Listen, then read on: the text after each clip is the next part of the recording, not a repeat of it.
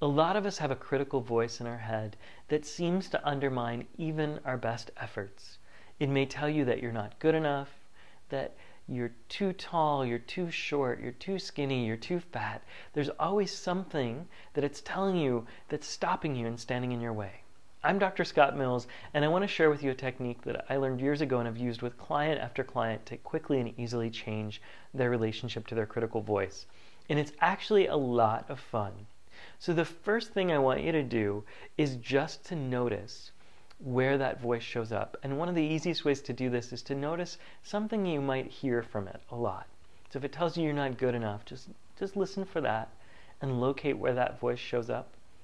It's probably going to be somewhere around your head. You might notice if it's in your body or out of your body. If it's on the left, it's on the right. Just locate it.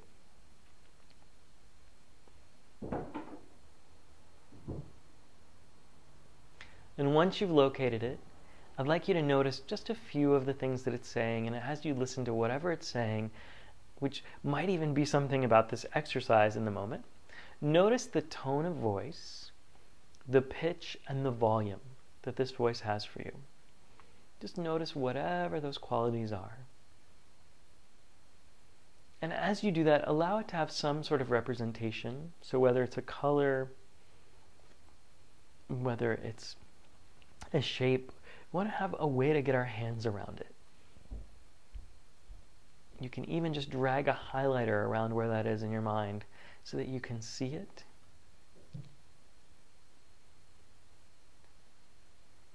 And then once you've gotten really clear where that is, I'd like you to move it away from wherever it is. Chances are it's somewhere around here in the head area. That's where it's been for most of my clients. Or it might be inside their head. You can move it out. And I'd like you to move it.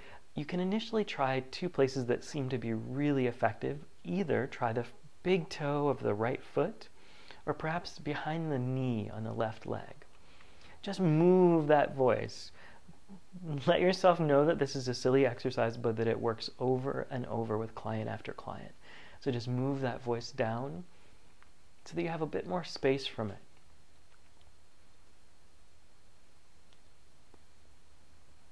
And you may have to physically take your hands and move it. For some people this can be a little harder. Other people it's very, very easy. You may move it a little at a time. Just make sure you change its location away from your head. And once you've relocated it, I'd like you again just to notice that voice. And now what we want to do is we want to change the voice so that we can have a little bit of fun with this. So two of the favorites seem to be Marilyn Monroe or Donald Duck. So just let that voice that's always saying, you're not good enough, come out as, you're not good enough.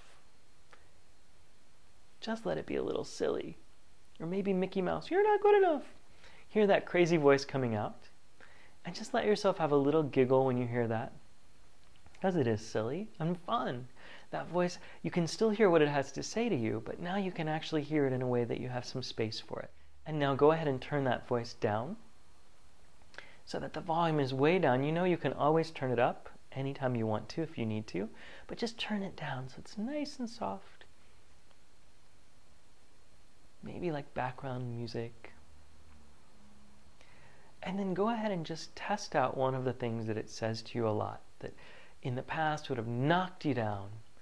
And notice how different your experience of that voice is now when it speaks with a gentle or a silly tone from a different place so that you can have a whole new relationship with it. Just check that out now.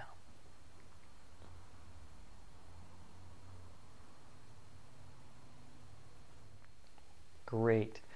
This simple exercise works because it doesn't fight your inner critic. It just shifts your relationship to it so that you can have all the information you need to without making it go away or making it wrong, just allowing yourself to hear it in a different way. If you find that your voice has migrated back somewhere once again, you just go through this exercise until it knows where its proper place is. And you can do it as many times as you want, and you'll find at some point it just clicks into place because it knows that this is the right place for it to be. So enjoy this exercise, have lots of fun having that voice work with you in a whole new way, and be well.